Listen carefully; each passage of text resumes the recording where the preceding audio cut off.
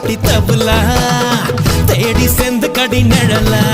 ஒரு பச்சை கிளி போல நான் துதிக்கவா போல இருவட்டு கிளி போல கணவெட்டு தடி ஆள கரும்போறோம் இருந்தேற கரும்போறோம் குருந்தேற கும்முன்னு தாக்குமா குத்து குத்து கம்மனு தான் வாய கொஞ்சம் பொத்து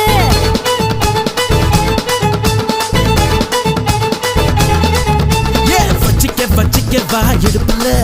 இந்த பச்சை கிளி சுத்துது ஏன் இருக்குல்ல